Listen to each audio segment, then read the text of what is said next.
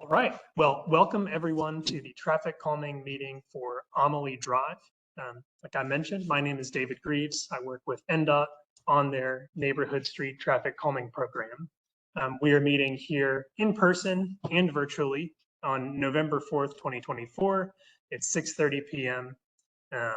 And the in-person component is happening at 300 Huntington Ridge Drive. So we're going to start by just kind of briefly overviewing what the traffic calming program is for anyone who is new to it.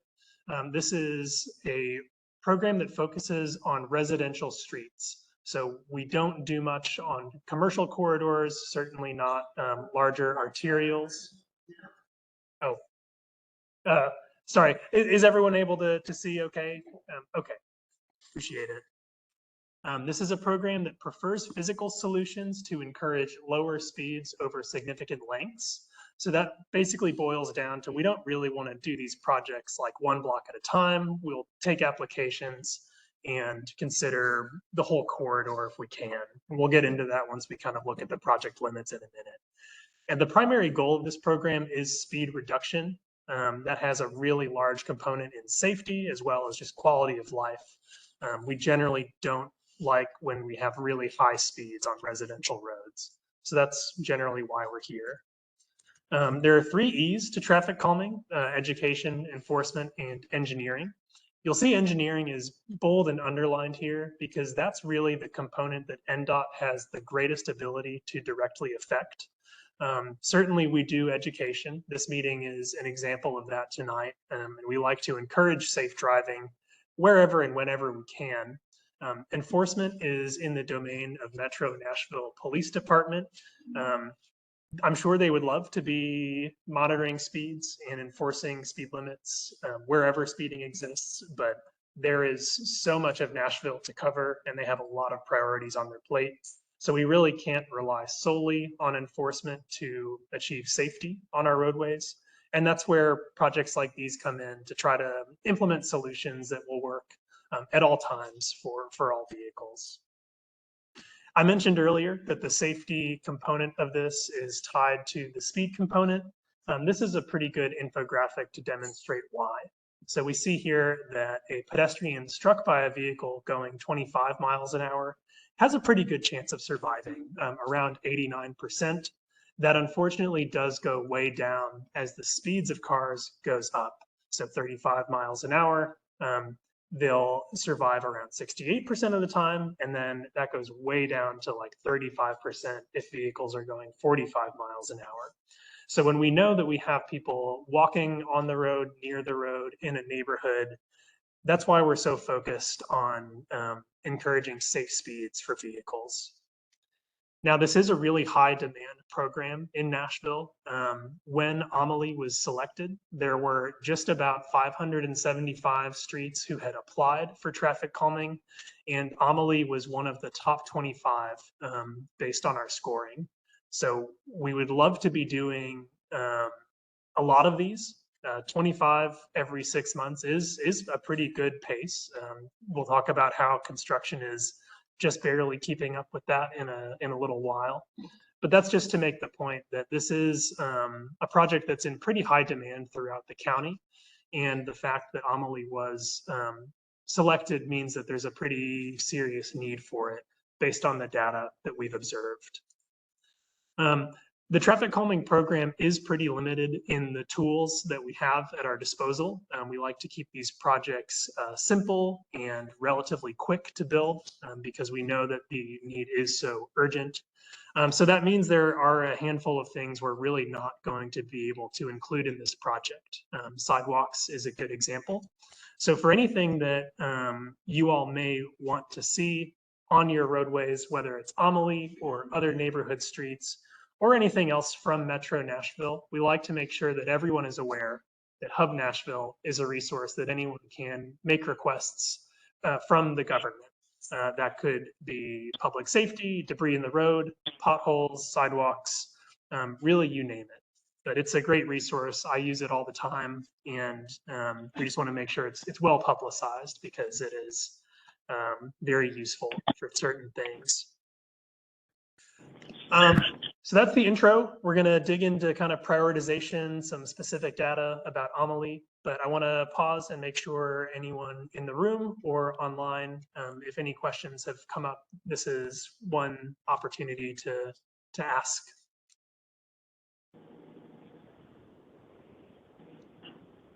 Sounds like we can keep on going.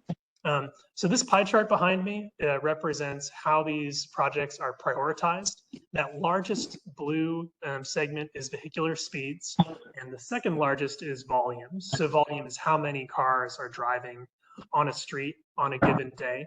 And those two combined are the biggest chunks of the scoring because ultimately they're the source of the danger when it comes to pedestrian and cyclist risk. So we want to make sure we're really paying attention to neighborhood roads that are experiencing high volumes and high speeds. There are other factors that we consider, such as crash history. So I think I heard that there was a pedestrian serious injury in the recent past. That would have shown up in our analysis and been considered. And we also look at whether or not there are sidewalks and trip destinations such as libraries, schools, parks, things that tend to generate walking trips. So all that feeds into a spreadsheet where we rank all of those 575 applications and then ultimately choose the 25 that are demonstrated to need traffic calming the most, such as Amalie. Some of the specific data that we collected for Amalie Drive was an 85th speed of 45 miles an hour. That means that 85% of the vehicles we read were going that speed or slower, and 15% were actually going faster than 45. So on a street with a speed limit of 25 miles an hour, that is much, much higher than we would like to see it. I was very surprised until I saw the two hills on Amalie. So that kind of explains a bit about why you're experiencing such severe speeding. And then the volume itself was pretty high as well. 3,874 vehicles per day is definitely in the upper range that we see in traffic calming projects. That makes a little bit of sense because you're connecting McMurray and Old Hickory Boulevard to larger roads.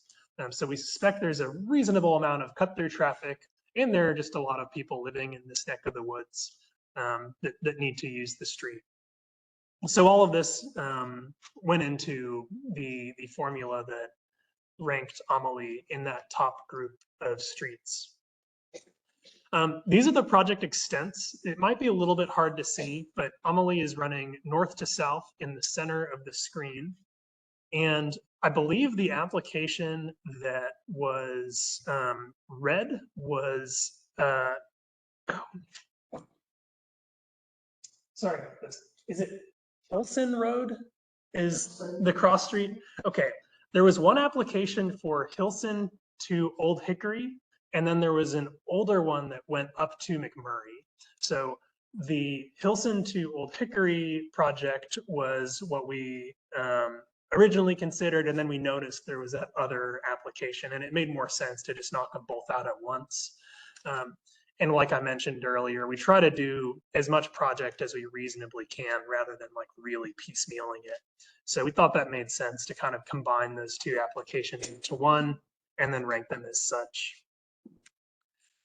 Before I leave this screen, this is a screenshot of NDOT's live traffic calming tracker. So Amalie is green because we're in the meeting and design phase of the project, but you can also see some other colors around your neighborhood. So Brewer Drive, for instance, up on the north end is blue dashes because they've had vertical measures implemented already. This can be a helpful map if anyone is curious to know what a street looks like after a project like this has been installed. Any questions on that? We're going to talk about tools next, kind of dig into the details of what we might do on Amalie. For anyone who is joining us online, you're welcome to come off mute when we pause, or there's a chat feature. If you prefer to ask online, I'll see them either way, but feel free to post questions as you please. All right, moving along to the toolkit. So you may recognize these. They're called speed cushions. It's by far the tool that the traffic calming program uses the most. Essentially, they look and work a little bit like speed bumps, but they're stretched out to lengths of 7, 10.5, or 14 feet to achieve a higher target speed. So these aren't like speed bumps that you see in parking lots that are asking you to drive like 5 to 10 miles an hour. These are really shooting for more 20 to 25 mile an hour range as you go over them. We try to place them stretching all the way across the pavement so that it makes it difficult or impossible to like completely drive around speed cushions. That may get a little bit tricky in coordination with the bike lane that is on part of Amalie. So we'll do some design and we may implement things like flex posts to prevent that. We'll just have to see how it lays out. Speed cushions have these gaps at intervals of 6 feet or so that they don't inhibit emergency vehicles. That's really the main difference between these and our next tool, speed tables. These are made out of the exact same materials. They work the same way. They're designed to act a bit like speed bumps, but for higher speeds. The difference here is that they do stretch across the road and they have the same impact on larger fire trucks, ambulances, and such as they do for smaller vehicles. Because Amalie is a connector between two larger roads for better or for worse, we probably won't use speed tables just because there is a high probability that emergency vehicles will use Amalie to get from point A to point B. But we do like to let you know that these are something else you may see around Nashville. Now, I mentioned that these were NDOT's largely preferred traffic calming measure. And the reason for that is they've been shown to work really well in Nashville in particular. So what we're looking at here are the results of a study that Nashville has conducted before and after 6 traffic calming installations. And they observed the average speed come down from 31 miles an hour to 22. And that 85th percent speed that we talked about earlier came down from 37 all the way down to 25. So following that study, that really backed up research that had been done elsewhere in the country, but it was a really good indication to NDOT that they were investing their funds wisely in their traffic calming efforts. In addition to speed cushions, we like to mix in some other measures where we're not able to do an ideal design with vertical measures. We'll kind of talk about that in specifics when we get to Amalie, but speed cushions and tables have some constraints. We don't do them on sharp curves, and we're not able to do them on steep hills. So as everyone is probably aware, Amalie has a few sections that are too steep for vertical measures like these to be a good idea. On roads that are really wide, we can do something called pavement narrowing. So rather than physically removing pavement, we'll stripe white edge lines on the outer edges of the roadway to make it appear narrower. That limited space can induce slightly slower driving, but it doesn't physically affect vehicles the way vertical measures do. And as such, they don't have as significant or lasting of an impact. Along that vein, we can do things like bulb outs at excessively large intersections. Those generally work the same way. It's like narrowing the pavement, but in both the primary street and the cross street. And that essentially asks vehicles to take turning movements at a slower speed. So we know that if we have large sweeping curves, we can take turns really fast. And in some scenarios, that's okay. In residential areas, that can lead to accidents if you make a turn but don't have time to check if there are pedestrians or other conflicts in the area that you're turning into. So these are a tool we can consider as well if there are any intersections we hear about that are especially wide. And they also can help with enforcing on-street parking, but I don't know if there's a lot of that on Amalie in particular. But I would like to hear from you all what you think in general about different things. On really wide roadways, we can do chicanes. That's basically where we take a center line of the road and zigzag it back and forth. That forces vehicles to kind of make slight left and right turn maneuvers as they're traveling down the length of a roadway. And that really helps to reduce the effect of kind of speeding on a wide straight shot. We know that on environments like the interstate, really wide arterial roads, it's pretty comfortable to go at high speeds because you have a lot of space. You can see way out ahead of you. Chicanes are just one way we can sort of counteract that with striping rather than physically changing the geometry of a roadway. And then lastly, we have traffic circles. These work similarly to bulb outs, but they narrow the intersection from the inside out rather than from the outside in. These essentially just like miniature roundabouts, where if you were making a left turn, you would go counterclockwise around the circle to then get to that left turn road. These do take up quite a bit of space to function adequately. So I don't believe there are intersections on Amalie that are quite large enough for this approach to work, but it is something that we do occasionally here in Nashville. That's the last tool. I'm happy to take any questions if we have any so far. I think I see one.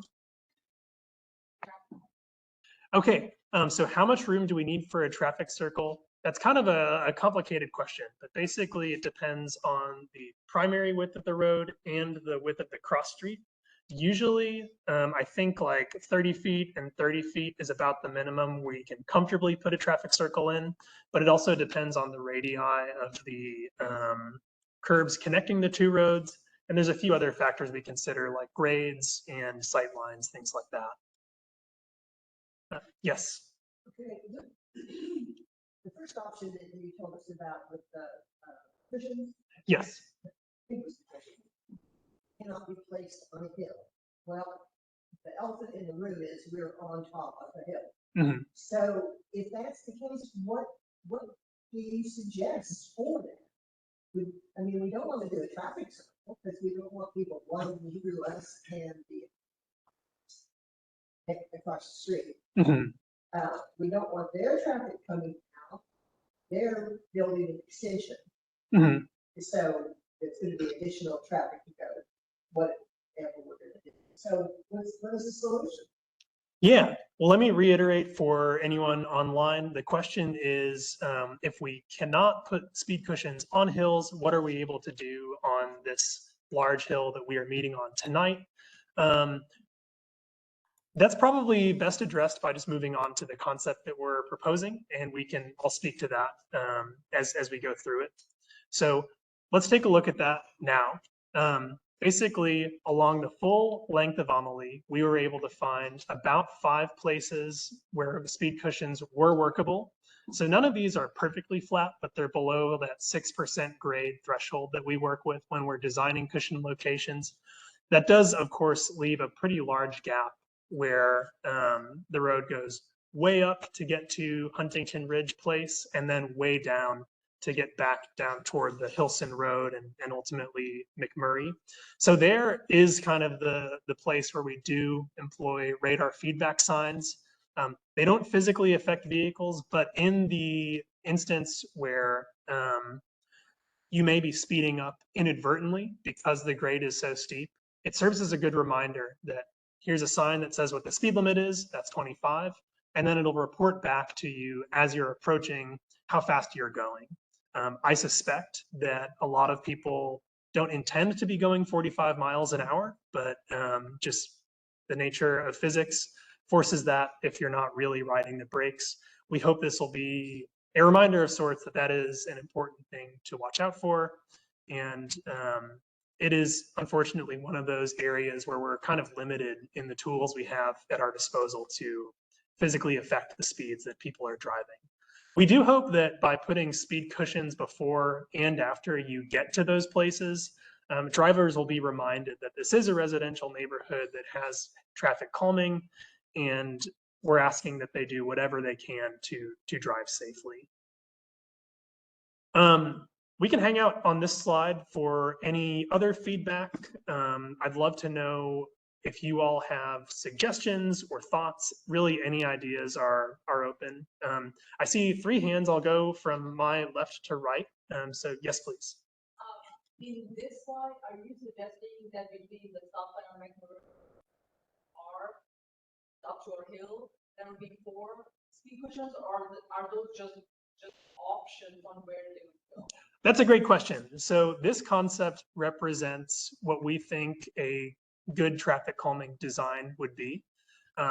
These 4 locations, they look pretty close together as we're like zoomed out, but they're spaced between 400 and 500 feet apart, which is sort of an upper, kind of the upper half of the spacing we like to target. The reasoning behind that spacing is it is close enough that drivers aren't afforded the opportunity to speed back up to dangerous speeds after they slow down for one set of cushions. So we found that when we do designs where we only have 1 or 2 cushions, or they're spaced out, you know, a little further than that kind of optimal range, we'll see people, some, you know, drive the speed limit and are happy to do so. Others will get back up to a dangerous speed, feeling like maybe they've lost a little bit of time going over those cushions. So we try to keep a pretty consistent spacing where we can. Of course, when we run into hills, curves, things like that, we're not always able to do that, as is the case for this middle section here. Yes. Is there any option for like a flashing light that says like limited ahead or something like that? Yeah, I think so. It's not a traffic calming program device, just because that's not quite what the problem is at hand. What I can do is look into if that's something NDOT wants to include with this project. I don't see a reason why there would be a lot of opposition, but it's something we can definitely look into. The other thing, Sure. I'm sure y'all know this too. It's because there's that apartment right there, and there's school bus pick up and drop off. Mm-hmm. Right today, it's crossing both sides of that road, Mm-hmm. so that's an issue. Safety to site where people are aware that there's people crossing at least twice a day. Yeah. Which I mean, right, it's some sort of flashing light. Mm-hmm. That's really good to know, and something that we hadn't, you know, wouldn't have known if we hadn't come out and talked to you all. So we can just figure out kind of what the ideal warning or combination of warning signs would be. I know they make signs specifically for each of those issues. We may not want to warn everyone about, you know, 5 different things, but that's good to know, and we'll consider that as we finalize our design. Yes. So, cushion between the Old Hickory cushion, opposite side, first cushion on the opposite side of the hill, where those cushions are sitting, it snows. You have to come basically. You're gonna have to come to stop. You try to get up either one of those hills, not gonna happen. So, are we on the first call to be sprayed when snowfall and that? Because where are all these cars gonna park? Bottom of these hills. That's true. So if you don't have enough momentum, you're not going to get enough momentum to go up. Decidingly, that's the key. Although, yes, we're trying to control speed, during those times, you do not have a steady momentum going. You drop, stop, and start at the bottom of that hill, you're not going. And we did have cars that could not get up and stop halfway last winter that they had. Mm-hmm. They got stuck on that. Yeah, understood. I mean, Nashville is in kind of a tricky situation snow-wise. We don't get so much that we have, you know, hundreds of plows at the ready to pave all of our streets when it snows, but we do get snowstorms from time to time. So the traffic calming program doesn't affect the plow maps or plow schedule. That's made by another department for their strategic reasons. And we haven't actually found that we have ever caused like snow related issues. These are, There's no place that you have a cushion. You know, we do have cushions all over the place. We've done over 100, maybe getting close to 200 projects so far. But it is, yes, I've heard you. Thank you. Yes. My question is also in regards to the cushion that's at, Village Way. Yes. Do you know what the thought process was to put it there versus putting it at Huntington Ridge Parkway? The reason I ask is from traffic light to, Village Way, you're not gonna pick up really all that much speed. You're kind of going around the curve and down the hill. But you'll pick up speed by the time you get to Huntington Parkway. And you have to slow down for the bump. Now, that doesn't address the issue of the ice, and I know what you're saying. But at least people would have enough time to get from the light to the bump if it's Huntington Parkway. Right, once you get top of Huntington Parkway, you stop. No, you're not gonna come to stop. You just stop. At that point, you have enough momentum to get up the hill. You just stop. Why would you stop at that? Because there's no streets coming out. Once you pass Huntington Parkway, up Fort Service, there's really nothing to stop. You have to go over any cushion between Old Hickory Boulevard and Huntington Parkway. Not gonna make that. Over 50, it ain't gonna happen.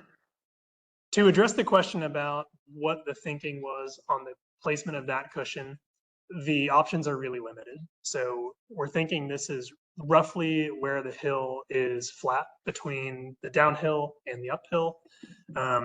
We're going to do our best to just find a spot in that area that that'll work. I think Huntington Parkway was maybe already a little too steep by the time it got that far up. Yes. I've got several things. Sure.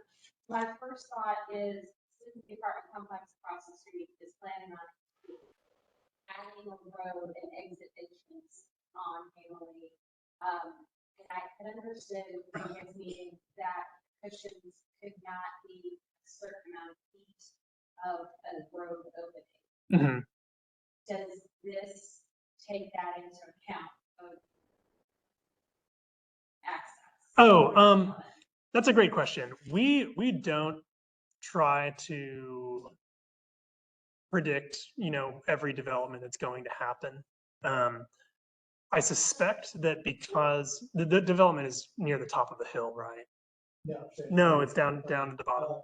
But their entrance and exit, if I remember, across from this. I don't think it's directly across from Nelson, at least the fans I have. Mhm. It's pretty close, but it's not straight across. Okay, got it. So that would be something to take into consideration. It takes like 2 or 3. Yeah, I have not heard about them. So. They haven't got their engineering. So it's just gonna be put down and take. It could be. Right. Yeah. That's correct. Should conditions change in the future, these are pretty easy projects to move around. They're modular, they're bolted down. So even if the road were being repaved, it's not impossible to lift these up, move them off to the side, and then put them back after we're done. Developments are never guaranteed until they're built. So we don't spend a lot of time and energy trying to predict which ones are going where and on what timeline. I understand in past, in previous council meetings, Mhm. and I knew so I figured they were. Yeah, it very well may be. I like your idea of having the radar where they're placed.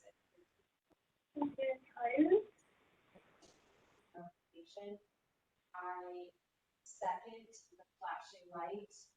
I think it's great to have it reactive for when there's traffic, not flashing all the time, but reactive when there's traffic coming up the hill. Not only for us to see when we're coming out of the apartment complex and for us. When we pull out, we don't have any idea how far it's coming up. And they will have to have speed to be able to get up to that hill. Mhm.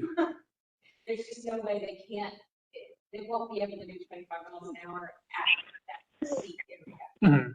But they need to be notified that there's a possibility of being there. And we need to be notified there's an active car coming in. Know that there's been a past Working with the public stuff. solar light up there that People. maybe the DOT would be willing to look at Mhm. to have that blinking Most things have event just been and nothing. active traffic happening. A sensor in addition We to have the the question. radar. Mhm. It snows, Great it's no and longer. helpful if somebody's unaware, but for those people who are clearly aware that they're No, there's going just people higher sit than there. that, Mhm. It doesn't. it's very important, Actually, they especially did a for pretty good low job profile this year when vehicles it snowed. that are leaving or entering this complex or the apartment complex to be Here, aware that what- there's oncoming there's a traffic. voice. Yeah, understood. We can look into it and see what solutions might be available. Files have a little bit of an advantage, but not much.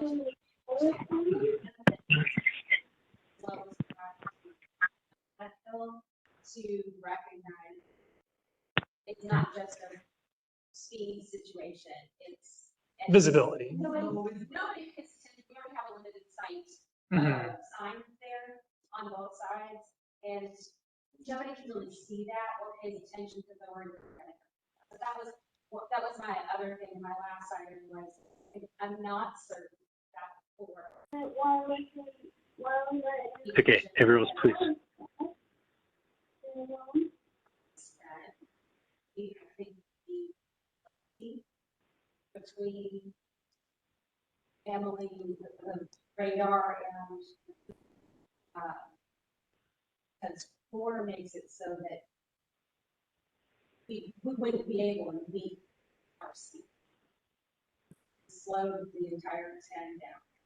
Then they have to accelerate even more to get it. Right. So I would think speed would be, that's my opinion. I like the idea of having some things that are there, and I think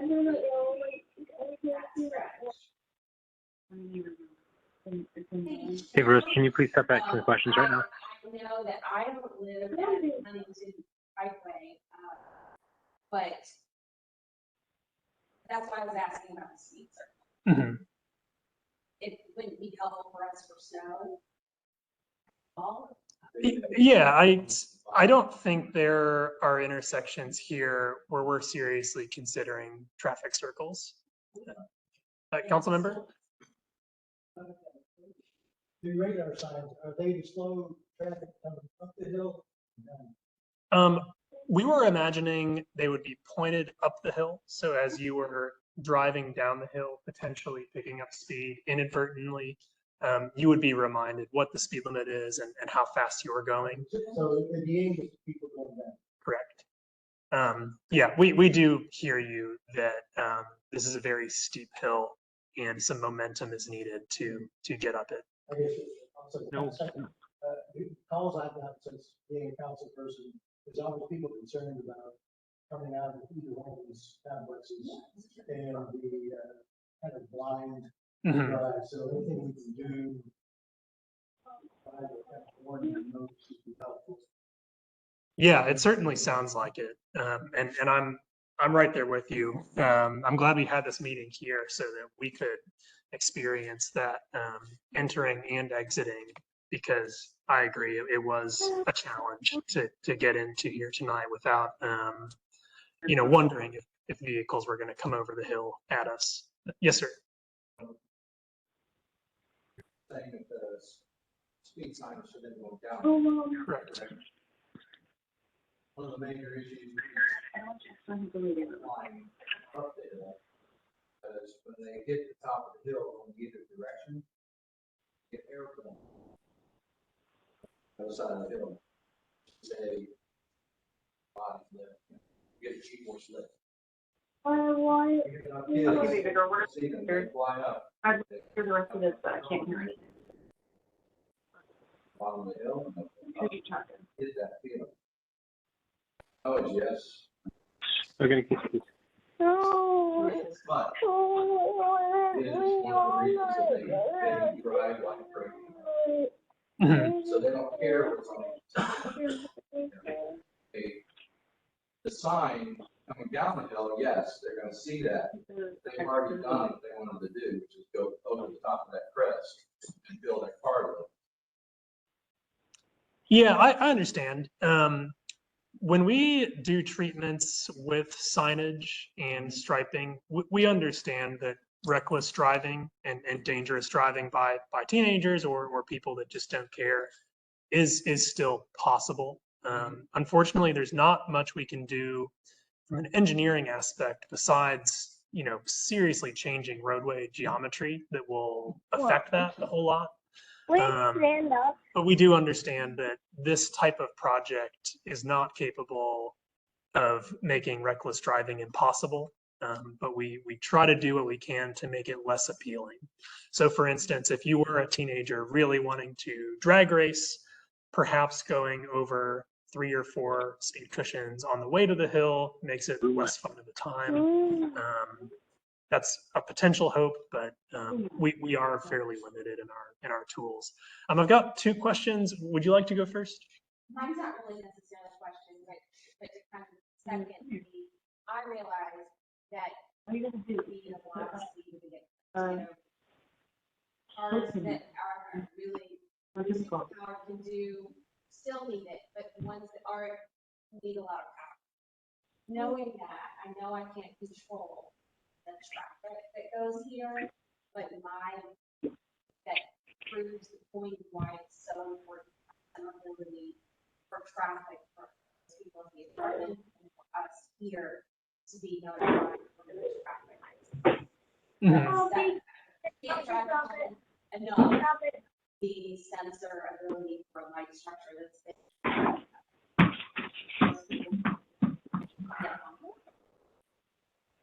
Yes, sir. 2 questions. One from you. Is there such a thing as a school bus gets to the top of the hill? That there's some way to put flashing lights that are flashing on the hill so that they know that there's a bus at the top of the hill where they can get there? You pulled my string all the way through my Is there a way to put a camera speed top of this hill? Well, I can start by answering while council member recalls. Maybe I'll look into it.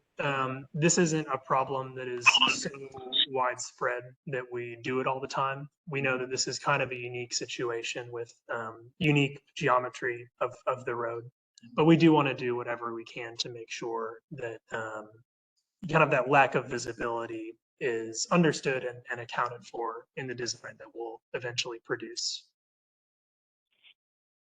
The speed camera, we don't use it in basic stage 3 much. But it's a civil, you get civil notice.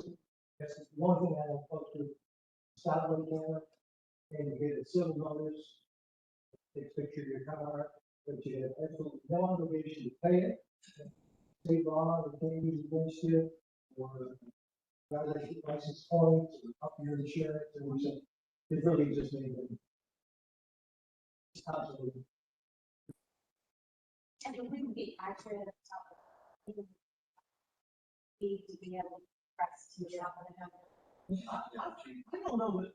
I You don't need to push that in the limit. There's no need to speed to go there. And you have to go the speed limit. You don't need to go 50 miles an hour. That's true. You can drive it 25. You do need to go faster. I don't know that.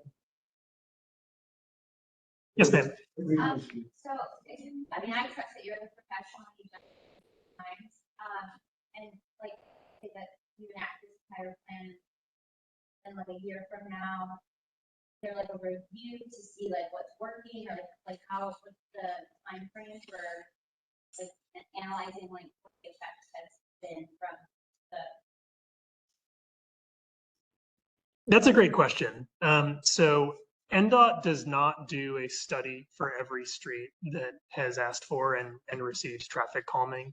but we try to study them strategically to understand what the general effect is. So when they've done studies before, that's like the 6 that I mentioned earlier, that was kind of on a variety of streets, some like this one that are suburban and a little more like straight and narrow, and then others in more of a tight grid environment to kind of fully understand how these things work.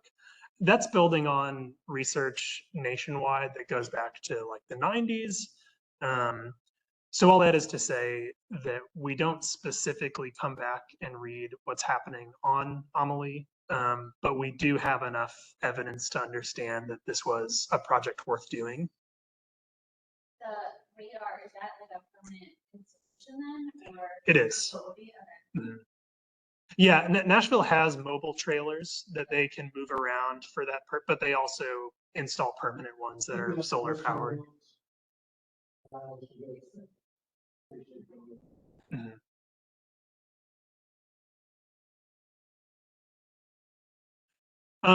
Next, we can talk about kind of what happens to this project after this meeting, our design, potential second meeting, ballot timeline. Is everyone ready to move on to that? Okay, cool. So this flow chart is what happens to a traffic calming project from beginning to end. As I mentioned before, this all starts with an application. So residents or an HOA have applied for this project to be implemented. We then did the prioritization and selection process where we collected data and ranked the street amongst your peers. We're in the red circle now. That's the neighborhood meeting where we're reviewing a rough conceptual design and collecting feedback from all of you, which so far has been very helpful for me understanding some of the things you all are experiencing. So thank you for being so open about what is going on Amalie. Next, we're going to do a field review and finalize our design. So we're going to come out with a distance wheel and what's called a grade stick and make sure we fully understand exactly what the grades are where, make sure that none of the observations we made from imagery or just driving through, we really want to validate that and make sure that we're pretty spot on with our placements and making sure we fully understand that this is going to be successful when implemented. And then after that, we can do one of two things. We can schedule a second neighborhood meeting similar to this one, where we review the construction plans. Hopefully, we'll see something to the effect of additional warning signs at the crest of that hill to affect the visibility issues, but then get more specifics on, exactly where is that sign going, where is that cushion going to be placed, things like that. That can add between 1 and 2 months to the total duration of the project. If everyone would prefer, we can post those design plans online and not have the second meeting, but then just go straight to voting. So what would happen is you would get the ballot postcard in the mail, go online, review the plans, and then vote yes or no. That ballot is a 6-week window and requires 66% of votes to be in favor in order for a project to move forward. And then should it be successful in that ballot, it'll move into the construction queue. There it'll wait between 8 and 10 months, hopefully, before it'll be built. That's not because it takes a long time to build one traffic calming project, but it's because NDOT has a lot of traffic calming projects that are already waiting to be constructed. We can talk about it now. We can decide kind of toward the end of the meeting, but does anyone have thoughts or preferences on if a second meeting is wanted? Yes. Wondering, like, the apartment complex with the other neighborhoods that all surround this hill, would they also receive ballots to vote? That's a great question. I'll go into it in depth in just a minute, if you don't mind hanging on. Yes. So the second neighborhood, what would take place? You guys again, to be able to have amendment ballot, or is it essentially just a sharing of what is taking place? It certainly can be either of those. This is a really well attended meeting, and you all have expressed a lot of opinions that we have taken note of. Typically, we'll revise our design after the second meeting if we hear new kind of game-changing information. In this case, I don't really know what else we would be told that we wouldn't consider when we're developing our design. But it is also an opportunity to kind of see the plans up close, offer any more feedback that you might have. Certainly, if meeting one is not well attended, it can be an opportunity for more neighbors to come and hear about the project. But in general, it is sort of just a refresher about the traffic calming program and a closer look at the plans. Less than 10% of just this. Yes. So, not sure what other people would share, but sure we might share it for being able to make a 66% thing. Yeah, I will say 10% of those invited is pretty on track for traffic calming meetings. I know it doesn't sound like many, but you know, a lot of people just have other things going on. Maybe they're at work or cooking dinner and such. Exactly. Yeah, it works just like a regular election. It's just those who vote, that's the percentage of that we're counting. Yes. In terms of the design options, like on the ballot, or the one, and whether we just say yes or no to the one. The second one, yeah. So we will take the feedback we've gathered tonight, combined with our field review, and kind of cook up the best design we can to suit the community. Then we'll vote, yes, I want this to happen, or no, I don't want this to happen. I will say that is voting on vertical measures. So if the ballot should fail, we won't just like throw up our hands and say, well, goodbye, we won't do anything. We'll likely apply some degree of signage or other warnings to do what we can to address the safety issues expressed. But we don't put vertical measures on projects who have had a failed ballot. Any other questions? And does anyone feel strongly one way or another, meeting two or no meeting two? I'm seeing some shaking heads. We'll kind of tentatively pencil in no meeting two, but should anyone feel otherwise, feel free to let me know. We can get one scheduled. We'll dig into how the balloting works next. Basically, we're going to send postcards to the same list that received invitations to this meeting. That is anyone owning one of these parcels. And that gets kind of tricky with condos because basically when land is owned in common by a group of people and that land abuts the affected right-of-way, we do include it. So this whole complex that we are in now, everyone in here is getting one. It gets really interesting over here because this group of condos has in common land that stretches and abuts Amalie. You know, they don't really live on the street clearly, so I'd be surprised if there were like really strong opinions on how it happens. But essentially, that's sort of the method by which this list is generated. And we try to keep that as consistent as possible because we don't want to have a different approach for every street in Metro. So even when we do run into kind of strange situations like this, we found it's best to be really clear about how this is done so that nobody feels deliberately left out or deliberately included.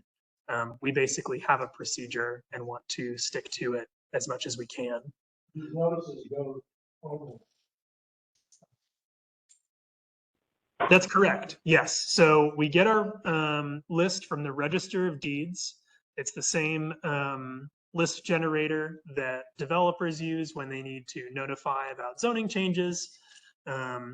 So yeah, those are the records that we're pulling from, is the owners of these properties highlighted here in yellow. Churches and schools will each get a vote. Operating businesses like a car wash or a sandwich shop, they aren't living here. So we're focused on the residents and owners of residential properties. And then any like vacant properties, if it was you know, an empty lot or not a residential property, we don't send a ballot to them. Yes. Are you required to provide posts? Outside, like we are, like zoning is required at, for example, you say they're going to the owners of the property, and every apartment person would not receive the information, not know to attend this meeting or any meeting in the future. Mhm. So are we required, like public notices required for zoning change to post notices on? We are not required to do that. We do encourage HOAs, neighborhood groups, or really any group to spread the word as much as you can. Facebook or bulletin boards, things like that can be really helpful. But basically, we try to spread the word as much as we can and get in contact with the people we're able to. But ultimately, we rely on this group to help out with that. And the residents, departments, I understand that. So do we have anybody here from the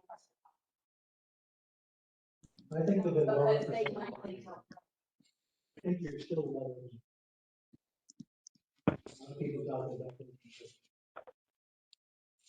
The apartment complex only goes. Agreed. If they're only- Home. Right, I'm just saying, we have one. Feedback still. And more. Yeah.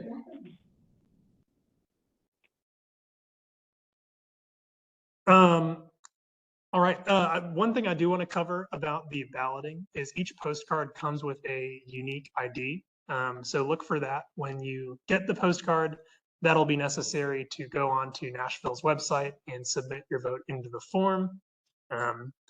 And we do realize that physical mail can sometimes be tricky. So I want to make sure that everyone is just kind of keeping an eye out for this once we send these postcards out.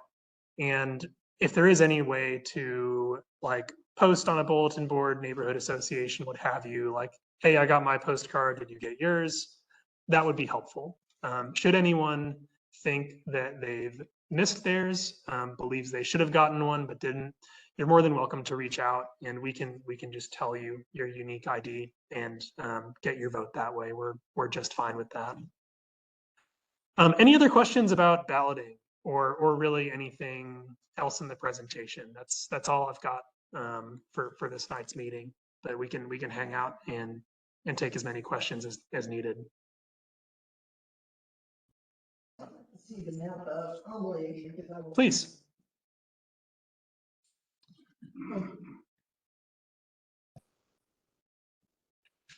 Yeah, and keep in mind, like I mentioned before, this is kind of our pre-field review design. So these aren't exact placements. It's more based on grades and spacing, and we'll sort of find down to the foot where they're going in our design process. But roughly speaking, this is where at the moment before this presentation, we thought would be you know, a reasonable design for this street. They don't put them in your driveway. Yes. And then final design will actually have the entrance or the plan to put the. Yeah, that's exactly right. One of the constraints I didn't mention is we shoot for a 15-foot clearance from driveways. We know that nobody wants speed cushions directly in front of their driveway, so they have to drive over it, turning to get in and out. So we take that into account. Sometimes that inhibits us quite a bit. Here, your driveways are spaced out a little further than in other neighborhoods, so that makes it a little easier. All right. Any other questions, thoughts? We can go back to any of the slides. But yes. I got something to add. Sure. I'm here to make sure that NDOT is aware of the need to address 3 critical points that directly impact the neighborhood's traffic situation. First, I urge NDOT to implement a reasonable cap on luxury transportation services, specifically limousine and Uber Black vehicles. Based on current traffic patterns and actual demand from Amalie Drive, we're seeing an oversaturation that doesn't align with real market needs. A cap would significantly improve traffic flow on Amalie Drive. These adjustments to rideshare related regulations would actually improve traffic flow significantly, as it would reduce unnecessary commercial traffic through our residential area. Secondly, I'd like to request an update on the promised survey regarding scooter accidents occurring after 9 p.m. When can we expect these findings? And finally, I just want to express appreciation at NDOT's recent shift and approach regarding rideshare drivers, regarding unnecessary keeping and harassment of Uber and Lyft drivers. We hope this reasonable approach will continue. I also ask that Councilmember Bob Nash make sure that NDOT keeps its promises to its constituents. So thank you for your time. Thank you very much.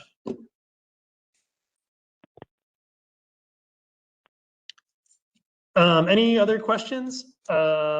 This is my contact information. Feel free to reach out. For anyone who's far away, that's NDOT TrafficCalming.Nashville.gov. And then my email is david.greaves@kimleyhorn.com with a hyphen in there. These slides will also be available on YouTube, like we mentioned earlier. So if anyone would like to review the design again or kind of circle back to anything we talked about, feel free. And then lastly, this is a link to NDOT's traffic calming website. That has a lot more information about some of the finer points of the process that we mentioned, pertaining to really all levels of this program, as well as some really good resources about other streets in Nashville that have had this and are applying to have it as well. Any closing thoughts before we wrap up? Sure. Yeah, thank you all so much for coming. It was really great to be here, and yeah, we'll be looking forward to getting you all a traffic calming design.